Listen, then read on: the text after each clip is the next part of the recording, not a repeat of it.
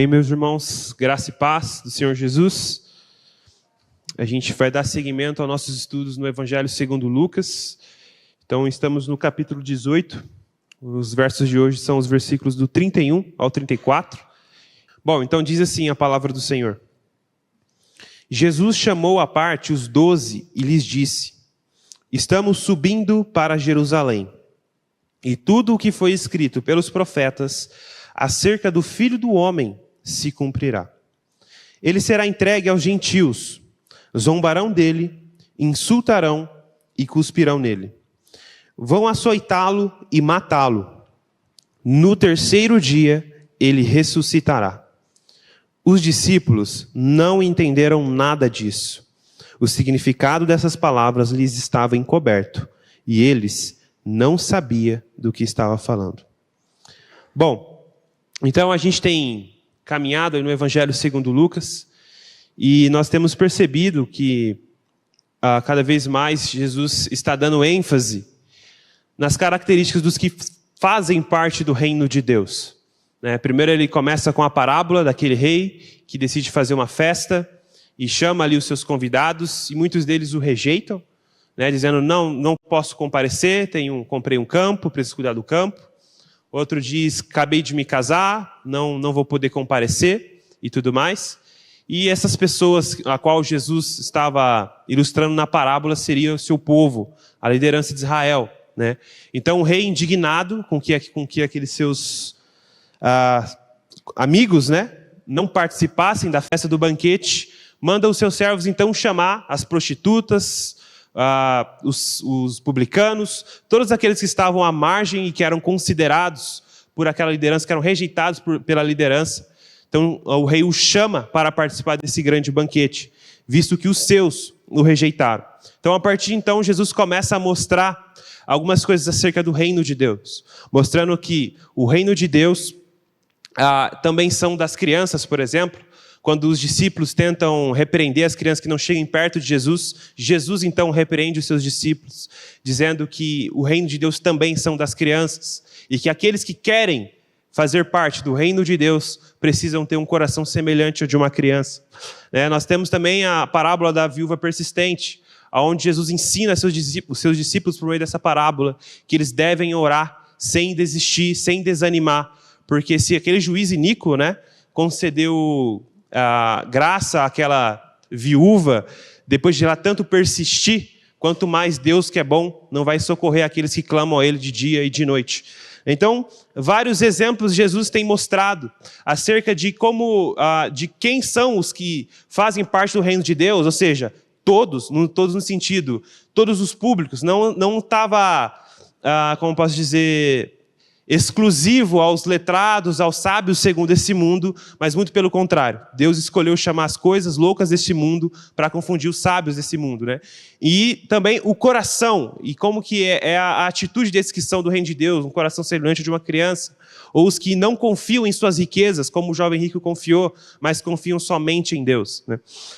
Todavia, irmãos, apesar de Jesus dizer todas essas coisas acerca do reino de Deus, nada disso, absolutamente nada disso será possível se antes não acontecer alguma coisa. O Filho do Homem ser entregue nas mãos dos pecadores, crucificado, ressuscitado ao terceiro dia e assunto aos céus para a glória de Deus.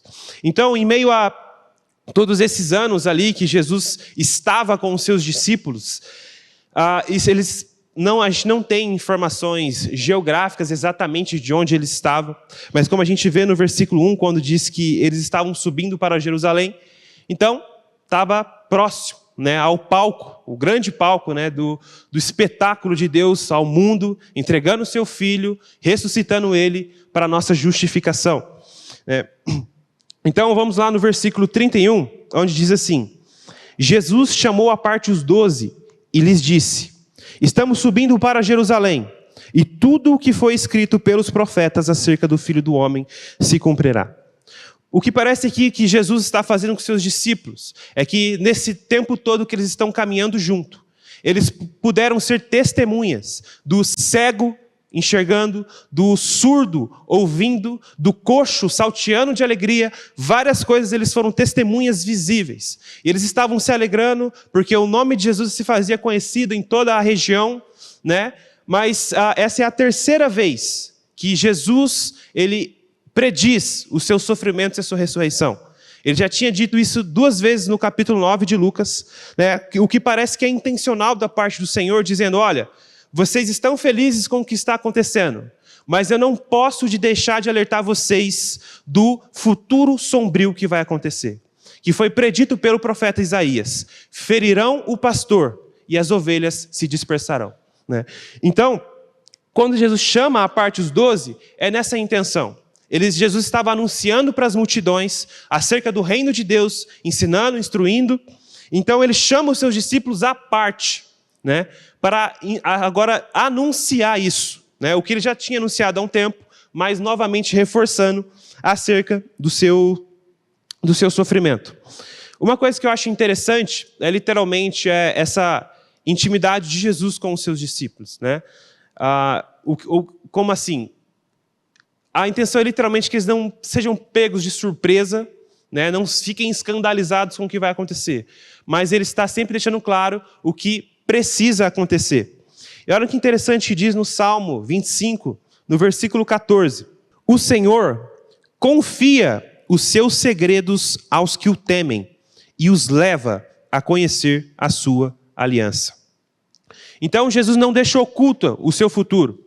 Não deixou oculto aquilo que Deus, já por meio dos profetas, havia predito que iria acontecer, né? Então, ele revelou tudo aquilo que estava prestes a acontecer, lembrando das próprias palavras do Senhor Jesus no Evangelho de João, dizendo aos seus discípulos que já não os chama de servos, mas de amigos, porque o servo nada sabe o que vai fazer o seu Senhor, mas ao amigo tudo ele revela. Então, mostrando essa intimidade, que Deus, por sua graça, os chamou para serem participantes do seu reino. Então, quando ele diz, Jesus chamou à parte os 12 e lhes disse, estamos subindo para Jerusalém e tudo o que foi escrito pelos profetas acerca do Filho do Homem se cumprirá. Então, quando ele diz, estamos subindo para Jerusalém, é dizendo, olha, o motivo pelo qual eu vim a este mundo, que é para morrer pelos pecados e ressuscitar ao 3º dia, está próximo. Ou seja, tudo isso, tudo que está acontecendo, tudo converge para esse dia, em Jerusalém, aonde eu vou ser levantado naquele madeiro. A semelhança da serpente no deserto, qual Moisés ergueu, e todos os que olharam para ela foram curados, dessa mesma forma, o Filho do Homem será levantado, e todos os que olharem para ele e crerem serão salvos, né? O que eu acho interessante é essa questão, quando ele aborda, dizendo que estamos subindo para Jerusalém, é literalmente como palco de tudo isso, né? Eu gosto muito de futebol, e uma das coisas que acontece dentro do marketing esportivo, né, é quando grandes competições, como por exemplo a Champions League, eles fazem todo um marketing em cima da final. Por exemplo, a temporada de 21-22, a grande final vai ser disputada em Madrid, Londres, grandes capitais da Europa. Então se faz todo um marketing, né, caminhando para a grande final. Ou seja, os melhores times do mundo, os melhores jogadores do mundo vão disputar a final nesse estádio, onde geralmente eles fazem uma campanha tipo Road to Lisboa, Road to Londres, né? Sou péssimo no inglês, se o meu sotaque está errado, depois o Abner me corrige. Mas é nesse sentido. Então, faz toda uma campanha esportiva preparando, olha, a grande final vai ser em tal lugar, onde os melhores times do mundo, com os melhores jogadores do mundo, vão se enfrentar. O que Jesus está fazendo é nesse mesmo sentido. Estamos subindo para Jerusalém. Ou seja, Jerusalém é o palco, é a grande final, é o motivo pelo qual eu vim. Que lá eu vou ser entregue aos gentios. Vou sofrer, vou morrer e vou ressuscitar. E vocês vão ser testemunhas disso, né? Então é algo maravilhoso o qual o Senhor Jesus está anunciando ali para os seus discípulos, né? E como ele vai dizer mais para frente, e tudo o que foi escrito pelos profetas acerca do Filho do Homem se cumprirá. Então o que ele diz para os seus discípulos é, olha, o Filho do Homem ser levantado no madeiro não vai ser um acidente de percurso. Não aconteceu que, olha, eu tinha um plano, eu seria um grande rei, ia governar sobre as nações, mas teve um desvio de percurso e acabou dando errado e eu vou morrer naquela cruz. Não. As Escrituras, por meio dos profetas, de Moisés, de todos eles, sempre apontaram para esse dia. O dia que o Filho do Homem seria morto, crucificado e ressuscitado. Uma palavra interessante do teólogo James Edwards diz assim: o propósito de Deus será realizado. No fim, não é aquilo que agrada o homem, mas sim o beneplácito de Deus que será cumprido. Então vemos algo aqui maravilhoso da parte do Senhor Jesus. Ele está integralmente comprometido em cumprir a sua missão. O chamado que o Pai deu a ele está integralmente disposto a cumprir e levar até o fim. Relato esse que nós também vemos antes da sua crucificação, lá no Monte do Gólgota, quando ele está orando ao Pai. Ele diz: Pai, se possível, afasta de mim esse cálice. Contudo, que não seja como eu quero, mas conforme o Senhor quer. Então, o coração do Senhor totalmente comprometido em cumprir a vontade de Deus. E tudo que foi escrito pelos profetas acerca do Filho do Homem se cumprirá. Ou seja, então, desde Gênesis, até Zacarias, tudo que foi dito acerca do Filho do Homem, acerca de Jesus, vai se cumprir. Ele mesmo tinha dito antes, céus e terra passarão, mas nenhum tio da palavra de Deus não passará. Toda a Escritura irá se cumprir. Então ele não veio abolir a lei, mas ele veio cumpri-la integralmente. Então nós vemos também, para a gente poder compreender isso um pouco melhor, a gente vai dar uma passada agora nessas passagens. São muitas. Alguns teólogos discutem em torno de 302 passagens que são diretamente falando acerca de Jesus no Antigo Testamento. Então, claro, a gente não tem tempo para ver todas essas. Então, eu separei algumas que são mais precisas, mais objetivas e mais claras acerca do Filho de Deus. O que a gente precisa entender é que essa ideia do Filho do Homem ser entregue não era uma coisa clara ali para os judeus. Todos eles, por meio das Escrituras, eram inteirados e instruídos acerca do ungido de Deus. Ele sabia que no tempo oportuno, Deus enviaria o seu Messias, o seu ungido, que seria rei, que destruiria todas as nações que são inimigas de Israel e, consequentemente, inimigas de Deus, subjugaria essas nações. E todas as nações iriam ao Monte Sião aprendendo a lei do Senhor. Então Deus redimiria a terra por meio desse Messias. Só que a ideia do Messias e do ungido de Deus ser mostrado ao mundo como fraco, como crucificado, morto, zombado e cuspido por gentios, era algo inimaginável para esses judeus. Eles nunca esperariam esse cenário, apesar de ser claro nas Escrituras, eles nunca esperariam que o seu Messias passaria por isso. Mas a gente vê que isso é muito claro pelas Escrituras, um termo que é chamado de servo sofredor, descrito em Isaías 53, Isaías 40 e muitas outras passagens, de que o servo sofredor do Senhor precisaria ser experimentado no sofrimento. A sua alma precisaria ser experimentada na angústia da morte, para então Deus o exaltar sobre o nome acima de qualquer outro nome. Então, em Isaías 53, do versículo 3 ao 5, está uma dessas passagens, da qual diz acerca do sofrimento do Messias, que diz assim: ele foi desprezado e rejeitado pelos homens, um homem de dores e experimentado no sofrimento, como alguém de quem os homens escondem o rosto. Foi desprezado e nós não o tínhamos em estima. Certamente ele tomou sobre si as nossas enfermidades e sobre si levou as nossas doenças. Contudo, nós o consideramos castigado por Deus atingido e afligido. Mas ele foi transpassado por causa das nossas transgressões. Foi esmagado por causa das nossas iniquidades.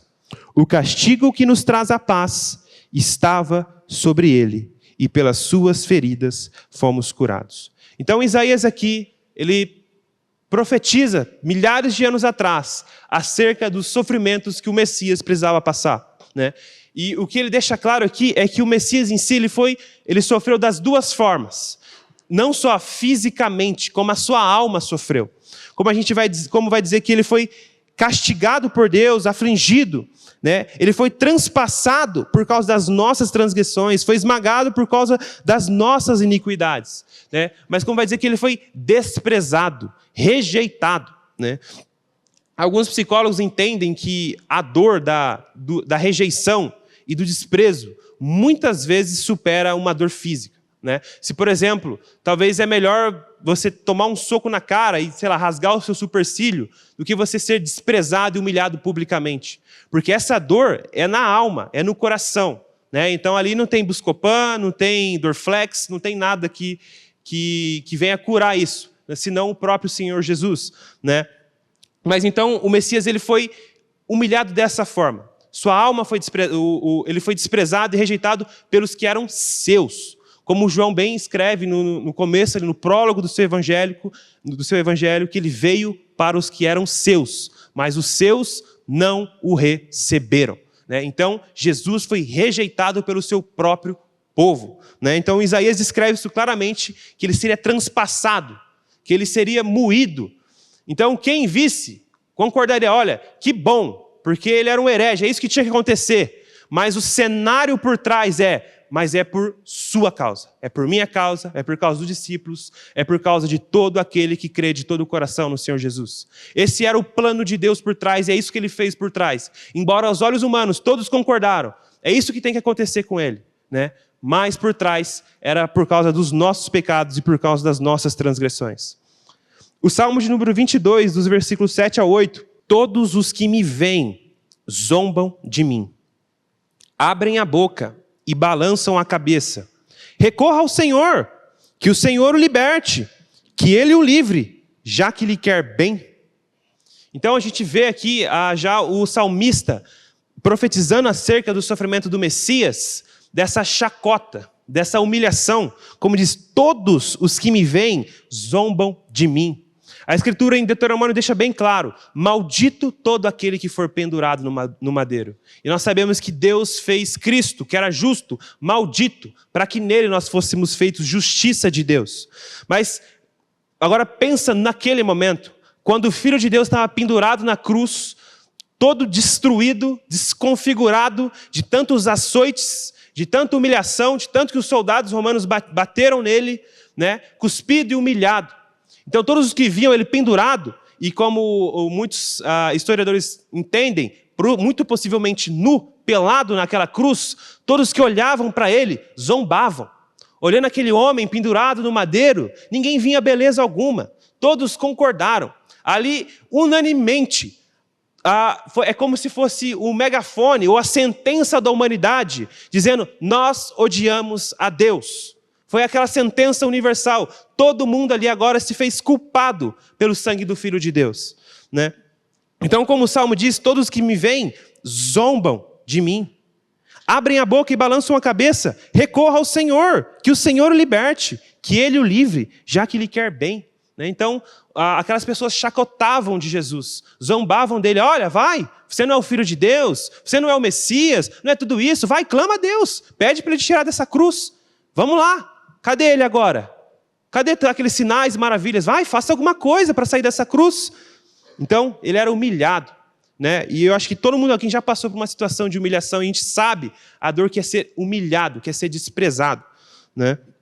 O Salmo 22, dos versículos 16 ao 18, diz assim, cães me rodearam, um bando de homens maus me cercou, perfuraram as minhas mãos e os meus pés. Posso contar todos os meus ossos, mas eles me encaram com desprezo.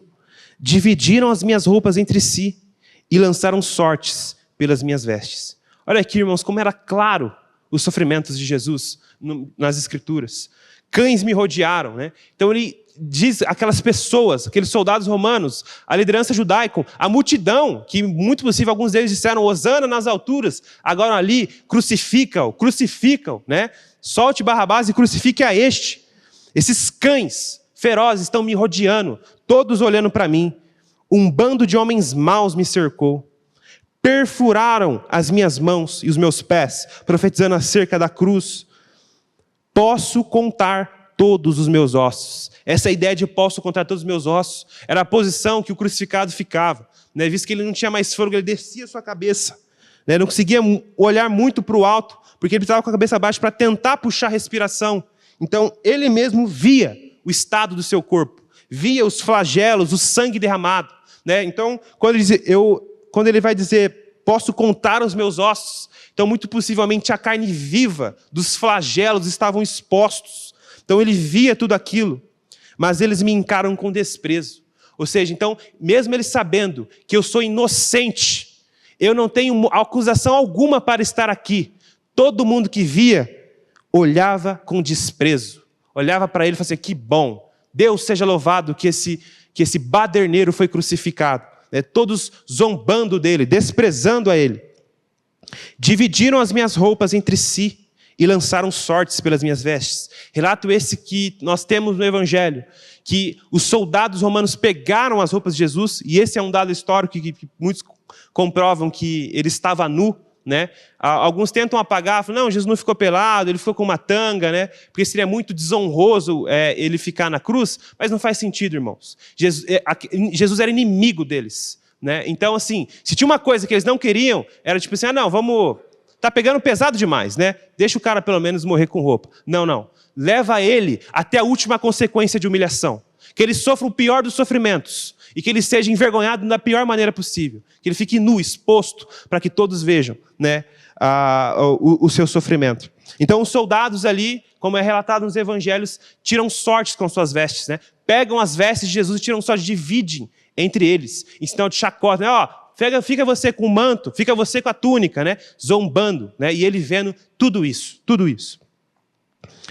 Isaías 50, no versículo 6, também relata um pouco acerca do sofrimento do Messias, dizendo, ofereci as minhas costas àqueles que me batiam, meu rosto àqueles que arrancavam a minha barba, não escondi o rosto da zombaria e da cusparada. Então, como vai dizer, ofereci as minhas costas àqueles que me batiam. Então, era a tradição da crucificação, né, o flagelo. Pegava-se um chicote de couro, e junto a esse chicote de couro tinham espinhos, né, e se dava nas costas ali do condenado. Né? Então, quando o chicote já por si já doía, quando o espinho entrava na carne, arrancava o couro ali do crucificado. Ele dizia, ofereci as minhas costas àquele que me batiam. Ou seja, a gente vê também claramente aqui que Jesus não estava contra a sua própria vontade. Deus não pegou ele e falou assim, vai moleque, vai sofrer. Não, como o Salmo diz assim, sacrifícios e oferta não quiseste, então disse, eis-me aqui, Senhor. Então ele mesmo se entregou como sacrifício. Foi uma oferta voluntária. Por isso que João Batista, quando vê, diz, eis o Cordeiro de Deus que tira o pecado do mundo. Então a semelhança como aqueles animais eram sacrificados, mortos para a propiciação dos pecados do povo de Israel. Este homem será o sacrifício definitivo de Deus para o perdão dos pecados do seu povo. E ele vai dizer, ofereci as costas àqueles que me batiam, e o meu rosto àqueles que arrancavam a minha barba. A barba tinha esse sinônimo de honra para o judeu. Né? Então, por exemplo, quando a gente vê Jó, quando o diabo retira, ceifa ali a sua mulher, seus filhos, os furacões pegam toda a sua casa, qual que é a primeira atitude que Jó tem? Diz que ele rasga as suas vestes e arranca as suas barbas, dizendo, o Senhor me deu, o Senhor tirou, bendito seja o nome do Senhor.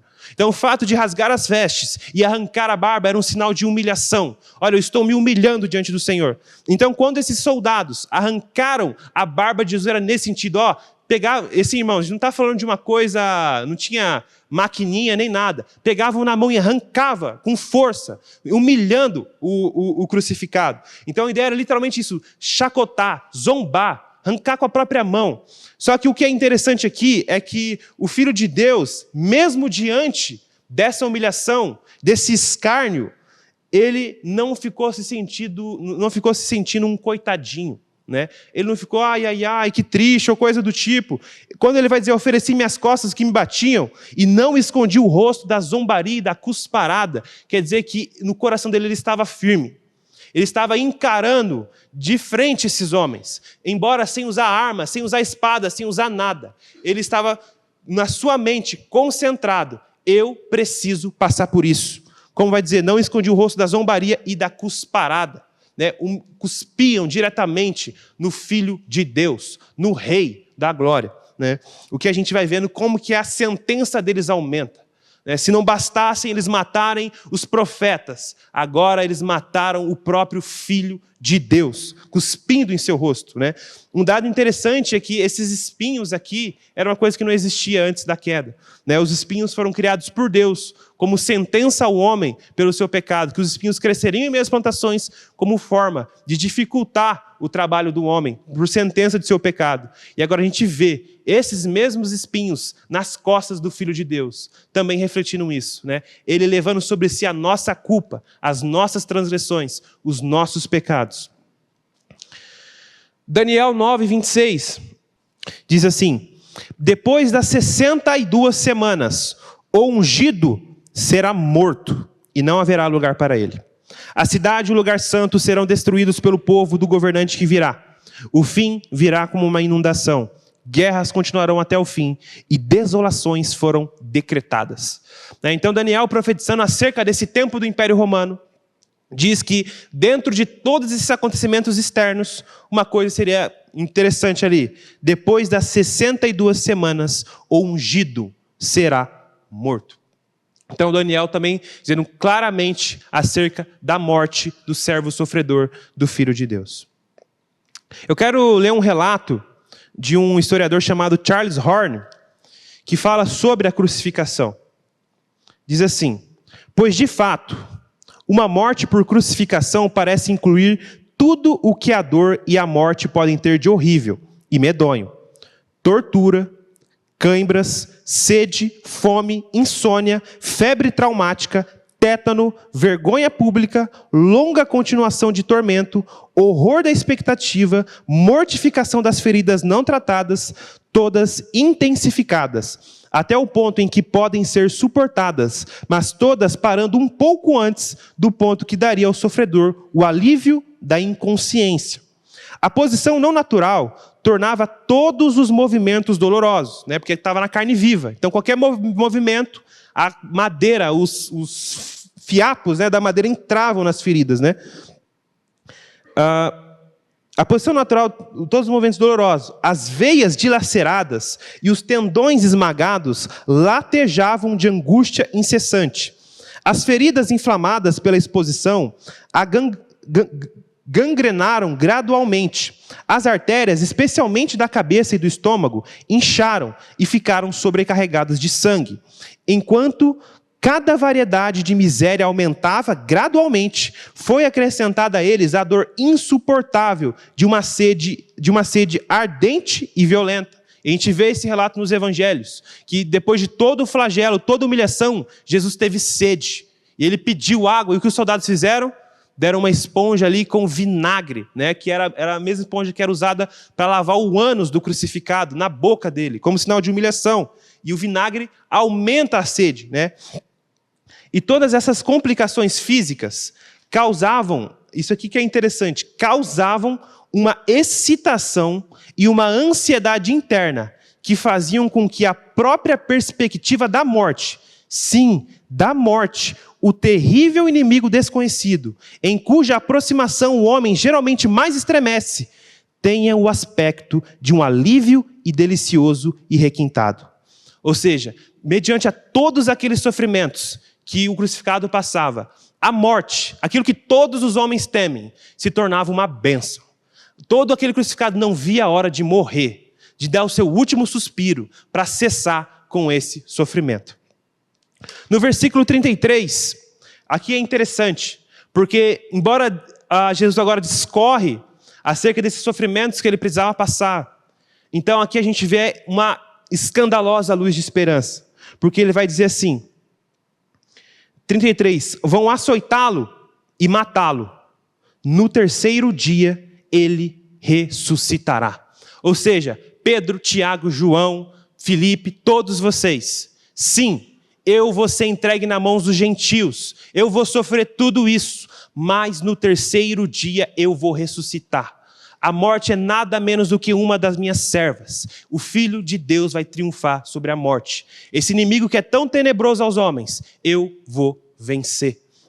Então acho que aqui está a maravilhosa esperança do Evangelho. O que Jesus queria trazer para aqueles discípulos: olha, vocês estão comigo desde o começo. Vocês deixaram família, os seus trabalhos para me seguir, como vocês disseram. E vocês vão receber 100 vezes mais neste mundo e no porvir. Mas eu não posso deixar de anunciar para vocês esse cenário. Vocês vão ver tudo isso, né? Mas não é o fim. Então pensa aqueles discípulos talvez vendo tudo isso. Cara, eu deixei tudo para segui-lo. Deixei absolutamente tudo. E agora você me diz que você vai ser entregue nas mãos dos gentios, né? Então quando ele diz gentios ali, era literalmente todos os povos pagãos. Mais especificamente, isso está se direcionando ao Império Romano. Porque o judeu, naquela época, como Israel tinha sido subjugada a Roma, eles não podiam matar ninguém. Então, qualquer execução precisava da aprovação do Império Romano. Então, por isso que o Filho do Homem precisava ser entregue nas mãos dos gentios. Ou seja, o seu Messias será morto por um povo que você odeia. Então, imagina um judeu, os discípulos ali, que tinham essa expectativa do Messias. Assim, cara, eu estou com o Messias. E tipo assim, eu estou numa posição honrada, a gente vai reinar junto com ele. Mas não, eu vou morrer. Então, assim, isso é um absurdo para ele. É a mesma coisa que, sei lá, a gente pensar aqui que, vamos supor que eu vou montar uma grande empresa. E o Eliu trabalha no Google, o Luquete trabalha na Microsoft, todos eles têm um bom cargo, né? E eu anuncio para eles, vou abrir um negócio que, assim, vai ser multibilionário, mas precisa de exclusividade. Não dá para vocês trabalharem dois, não é um, é o outro. Eles vendo o projeto, vendo como tudo acontece, né? Eles falam assim, cara, esse negócio vai dar bom. Então, eles saem dos cargos deles para se filiar a essa empresa e começar esse novo negócio. Eles começam a ser testemunhas de tudo isso. Como tudo está crescendo, como o negócio é bom mesmo, como vai dar uma grande rentabilidade, como que eles vão marcar uma geração. E, de repente, eu decido, faço, olha, vem aqui, eu preciso conversar com vocês. Eu vou doar a empresa, tá, para uma instituição filantrópica. A gente não vai receber nada por isso. Os caras, como que eles vão reagir? Cara, você está louco? Eu deixei um cargo de uma multinacional para estar aqui. Eu deixei isso aqui, eu fiz aquilo para estar aqui. Agora você me fala que você vai doar, né? Embora não seja o exemplo real dos discípulos, por eles nada terem, eu imagino que seja esse mesmo sentimento que eles tiveram. A gente deixou mulher, a gente deixou família, o meu barco deve estar lá no mesmo lugar que eu deixei para te seguir, e agora você fala que vai morrer, né? Mas esse é o consolo, que ele ressuscitará. Ou seja, a morte não vai poder me prender. Né? Como foi prescrito pelos profetas, que o Filho do Homem precisava sofrer, também as mesmas escrituras que testificam de mim, também testificam que a minha alma não ficará debaixo da terra. Então a gente vai ver isso agora, no Salmo 16, versículo 10. Pois não deixarás minha alma no Sheol, nem permitirás que o teu santo veja a corrupção. Então o Sheol era o lugar onde os judeus era considerado o lixão, onde alguns corpos eram jogados, escórias eram jogadas, mas teologicamente alguns pensavam que era o lugar dos mortos, onde os mortos ficavam, né? A alma deles esperando algum tipo de julgamento. Então, quando Davi anuncia isso, falando acerca de Jesus, pois não deixarás minha alma no Sheol, nem permitirás que o teu santo veja a corrupção. Essa corrupção aqui é o processo de decomposição, ou seja, o meu corpo não vai se decompor. Então, o cálculo é básico. Tá, se a alma não vai ficar no lugar dos mortos e o corpo não vai se decompor, logo, Davi está anunciando o quê? Da ressurreição. Esta alma não vai ficar presa na morte. O seu corpo não vai se corromper, não vai se decompor. Então, consequentemente, ele vai triunfar sobre a morte, sobre a decomposição, sobre o que todo esse mundo está subjugado, que é se desfazer de tudo. Nada desse mundo é eterno. Tudo corrói, tudo enferruja, tudo acaba. Então, a obra de Deus em Cristo na cruz, Jesus é a primícia de tudo isso. Ele vai triunfar sobre a morte. Isaías 53, versículos 10 a 11, vai dizer: ainda assim, foi da vontade do Senhor esmagá-lo e fazê-lo sofrer. Na mesma passagem onde ele pronuncia ali o seu sofrimento, diz assim, foi da vontade de Deus esmagá-lo e fazê-lo sofrer. Lembrando, por causa das nossas transgressões. E embora o Senhor tenha feito de sua vida uma oferta pela culpa, porque ele é o Cordeiro de Deus que tira o pecado do mundo, verá a sua descendência. Mas como assim? Se ele vai morrer, como que ele vai ver a sua descendência? Como que ele vai ver a sua posterioridade? Como isso vai acontecer se nem ao menos ele casou? Então, logo, a conclusão lógica é que agora nós que somos arquitetos de obra pronta, né, a gente sabe o restante da história. Mas é a ressurreição né? É ver os seus discípulos nascerem também do Espírito. Então verá a sua descendência e prolongará os seus dias, e a vontade do Senhor prosperará em suas mãos. Depois do sofrimento de sua alma, ou seja, depois de tudo aquilo que ele passou, ele verá a luz e ficará satisfeito. Pelo seu conhecimento, o meu servo justo justificará muitos e levará sobre si as suas iniquidades.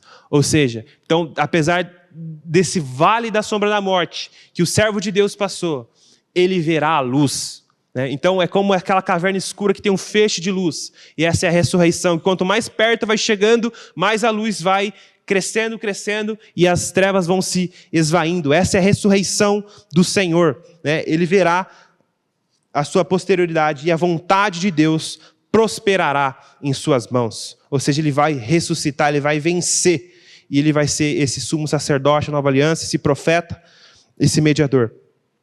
No Salmos 49:15, diz assim: mas Deus redimirá a minha alma do poder da sepultura, pois ele me tomará para si. Ou seja, eu vou sim expirar.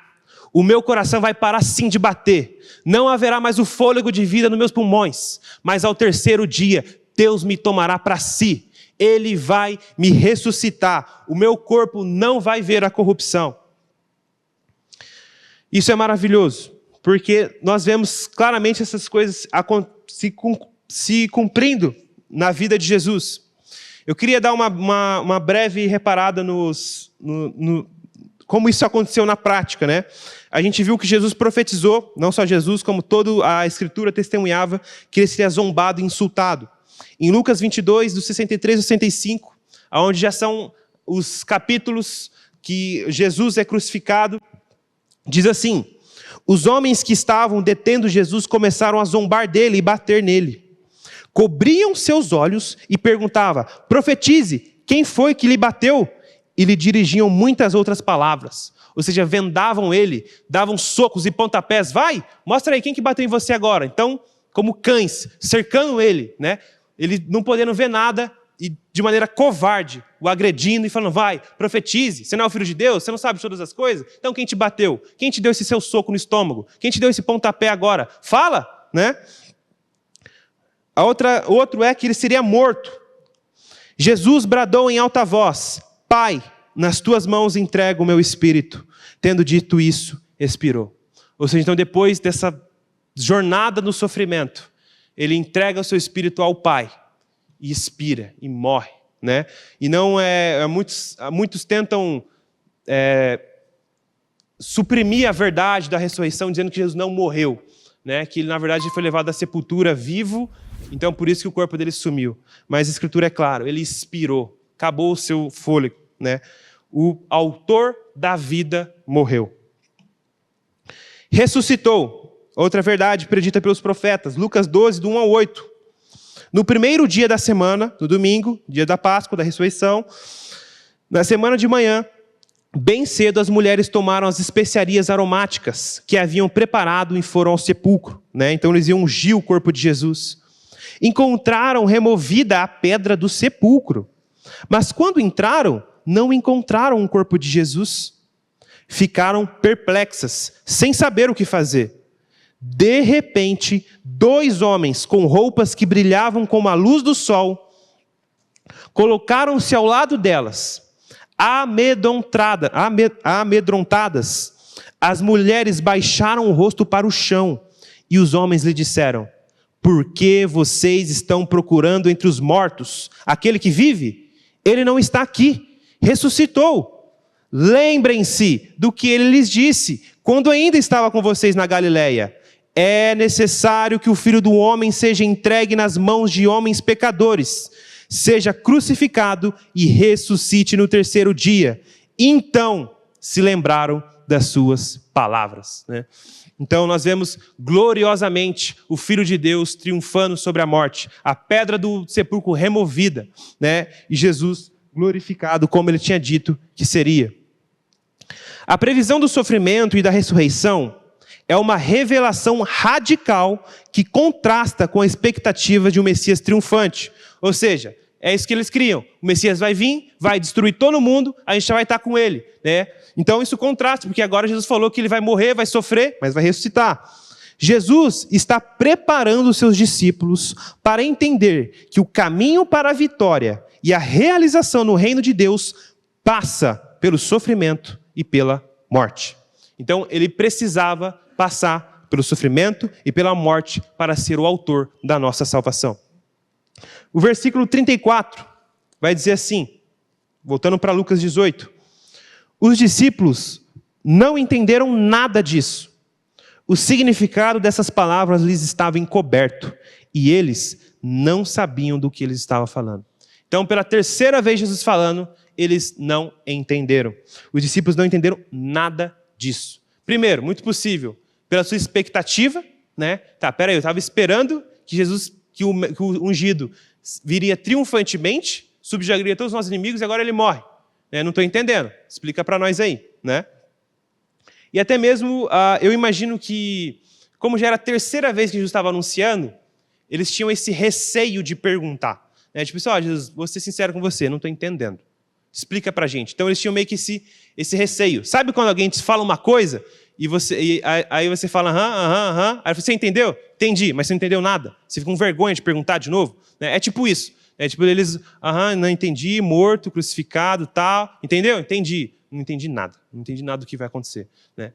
Ou, muito possível, também, eles não queriam lidar com a realidade. Né? Sabe quando você tem algum problema, um pepino cabeludo, e você sabe que está lá, você precisa resolver, e você fica postergando aquilo, tipo assim, cara, eu não quero mexer com isso agora. Né? Então, era tipo isso. Eles sabiam que essas coisas iam acontecer e tudo mais e tal, e aí eles postergavam, tipo, não quero entrar nesse assunto, porque se vai acontecer isso com Jesus, e a gente está com Jesus também, vai sobrar para a gente. Então, a gente meio que não tocava muito nesse assunto. Mas, independente do intento do coração deles, o que a Escritura nos deixa claro é porque eles não entenderam na prática o que era aquilo, porque o próprio verso já explica. O significado dessas palavras lhes estava encoberto. Ou seja, Deus não revelou a eles o que significava essas palavras. Estava encoberto. Ainda que eles perscrutassem, procurassem entender, eles não chegariam ao entendimento pleno do que significava esse anúncio de Jesus. Porque os seus olhos estavam vendados para entender essa verdade. Em 1 Coríntios 2, versículo 14, diz assim, o homem natural não aceita as coisas do Espírito de Deus, porque para ele são loucura. E não pode entendê-las, porque elas são discernidas espiritualmente. Ou seja, aqueles discípulos ainda não tinham passado pelo processo de regeneração do Espírito Santo. Não ainda eram umas novas criaturas em Cristo Jesus. Então, essas coisas espirituais, eles não tinham discernimento, porque eles ainda assim eram carnais. Ao ponto que eles Pedro, mais claramente, vai negar Jesus 3 vezes, dizendo que nunca o conheceu. Mesmo depois de vendo Jesus glorificado no Monte da Transfiguração, visto Elias e Moisés ao lado dele, ele vai dizer, não conheço, nunca ouvi. Né? Por quê? Porque eles ainda eram carnais. Né? Então, por isso que eles não entenderam nada disso, e o significado dessas palavras estava encoberto. E eles não sabiam do que estavam falando. João 16, 13 vai dizer assim, mas quando vier o Espírito da verdade, ele os guiará em toda a verdade. Ele não falará de si mesmo, dirá apenas o que ouvir e lhes anunciará o que está por vir. Ou seja, então o Consolador ainda não tinha sido derramado. O Espírito da verdade não estava dentro deles ainda para eles entenderem essas coisas. Embora eu acho que esse é o mecanismo por trás, que eles não podiam compreender, uma coisa eu acho que humanamente falando, talvez era clara. Né? Não era o tempo deles entenderem essas coisas, para se cumprir tudo o que estava na Escritura, mas eu acho que Jesus também vai um pouco além aqui. Olha, o que vai acontecer, não adianta também eu tentar ficar explicando para vocês. Vocês vão ver com seus próprios olhos. Né? Então, o meu amor, os amou até o fim, vai ser visto por vocês. Então, muitas das coisas, não adianta a gente ficar falando, não adianta a gente tentar querer inculcar. Ela só é crida, as pessoas só recebem no coração quando é vista pelos olhos. Então, talvez, ainda que Jesus tentasse explicar, isso é isso, é aquilo, Moisés quer dizer isso aqui, tal, não ia adiantar muita coisa. Eles precisavam ver o amigo deles, aquele que os amou, o seu mestre, crucificado. E depois, eles tocarem em sua ferida para ver, realmente aconteceu como ele predisse. E em Lucas a gente vai ver que é isso. Depois eles ficam todos dispersos por causa do medo, da perseguição, né, ali no caminho de Emaús. Jesus aparece para eles e Jesus fala assim, o que está acontecendo? Vocês estão para baixo aí? Você não está sabendo, né? Jesus, grande profeta em obras e em palavras, né, foi crucificado e tudo mais. E Jesus diz para eles, duros de coração, por que vocês demoram para crer, né, que tudo era para acontecer com o Filho do Homem que foi dito pelos profetas. E aí diz que Jesus começou a ensiná-los de Moisés, dos profetas e os salmos acerca de tudo que era dito sobre ele nas Escrituras. E aí então, os olhos deles são abertos. Então aquele mistério é descortinado e eles entendem o propósito de Deus para conceder perdão e arrependimento aos pecadores. Algumas aplicações práticas diante disso, né? A gente vê, eu acho que além de tudo isso a gente pode contemplar a graciosa obra de Jesus na cruz, sabe? Eu acho que o principal de tudo isso é a gente ver o que Jesus sofreu em seu corpo, na sua alma, no seu espírito, né? E não negligenciar tão grande salvação. Mas uma das coisas que é interessante aqui, é de que, como eu falei, isso aqui não foi nada por acidente, não foi um erro de repertório, não foi um percurso que não deu certo, né? Esse era o plano de Deus desde Gênesis, né? Então, Jesus, a posição que ele ocupa hoje, a destra de Deus, de rei, sumo sacerdote e profeta, não é, como posso dizer, uma passação de pano, né? Tipo assim, Jesus é o Filho de Deus, né? Então, o caminho para Jesus foi mais fácil. É lógico que foi fácil para ele, era o Filho de Deus, então Deus meio que deixou as coisas fáceis para ele, né? Não, a posição que Jesus ocupa hoje à direita de Deus é meritória. Ele é digno da posição que ele ocupa. Ele conquistou essa posição.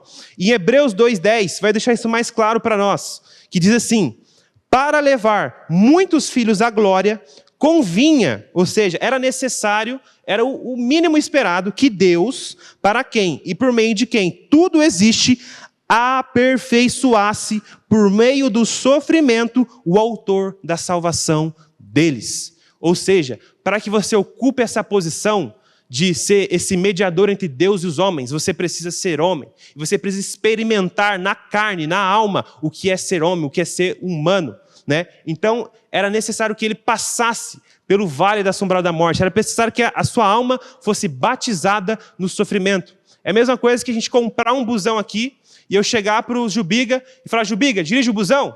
Eu falei, cara, eu nunca dirigi um busão na vida. Não tem problema, dirige o busão. Não faz sentido, né? Ou seja, quem que vai dirigir o busão? Alguém que seja motorista de busão, que já tem experiência com isso. Então, para que ele fosse o autor da nossa salvação, ele precisaria passar por tudo aquilo que a gente passou. Assim como o rei passou por diversos sofrimentos, assim também é necessário que nós também passemos. Então, se ao rei ele passou por tudo isso, então nós, seus discípulos, que somos convocados, participantes do seu chamado, também precisamos ser experimentados no sofrimento. Atos 14:22 vai dizer assim, fortalecendo os discípulos e encorajando-os a permanecer na fé, dizendo, é necessário que passemos por muitas tribulações para entrarmos no reino de Deus. Ou seja, se o seu coração arde pelo chamado celestial de Jesus, para viver para a glória dele, você precisa saber de uma coisa, você vai trilhar os mesmos passos que ele trilhou. Você vai ser traído, você vai ser desprezado, você vai ser humilhado e a sua vida pode estar em jogo, né? Então, para herdarmos o reino de Deus, tudo isso não é nada surpresa, né? Não é nada que não estava no contrato, entre aspas, não estava em entrelinhas pequenas e sublinhadas, não. Jesus deixou claro, né, que quem quiser vir após mim, toma a sua cruz, nega-se a si mesmo e siga-me. A ressurreição de Jesus é o nosso encorajamento para sofrer com ele. Então, às vezes, o sofrimento chega para nós como uma maneira triste e tudo mais, e realmente é. O próprio Deus diz que vê com pesar a morte dos seus santos. Deus não tem prazer na morte. Mas é necessário que essas coisas aconteçam. Em Hebreus 12, do versículo 2 ao 7, o autor de Hebreus escreve para aquela igreja, exemplificando Jesus como aquele quem a gente deve olhar, tendo em vista os sofrimentos dele, que nós também devemos passar como meio de encorajamento, para que assim, como ele sofreu e foi glorificado e honrado por Deus, assim também essa é a nossa esperança, a ressurreição, né? Então Hebreus 12, do 2 ao 7 vai dizer: tendo os olhos fitos em Jesus, autor e consumador da nossa fé, ele, pela alegria que lhe fora proposta, suportou a cruz, desprezando a vergonha, e assentou-se à direita do trono de Deus. Ou seja, embora todos aqueles flagelos, humilhação e tudo mais, os olhos de Jesus e o seu coração estavam comprometidos em fazer a vontade de Deus. Pelo quê? Pela alegria que lhe estava proposta, né? E aí ele vai dizer: pensem bem naquele que suportou tal oposição dos pecadores contra si mesmo, para que vocês não se cansem nem se desanimem.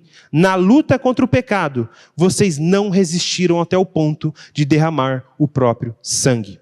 Então o autor dos Hebreus, o que ele está querendo dizer aqui? Olha, vocês, só contextualizando a carta aos Hebreus, eles estavam sendo perseguidos por causa da sua fé em Jesus, estavam tendo seus bens confiscados, alguns deles estavam sendo mortos, desprezados, e eles estavam querendo retroceder na fé. Então ele escreve toda a carta mostrando a grande salvação do qual nós estamos em Deus, em Cristo, como meio de encorajamento.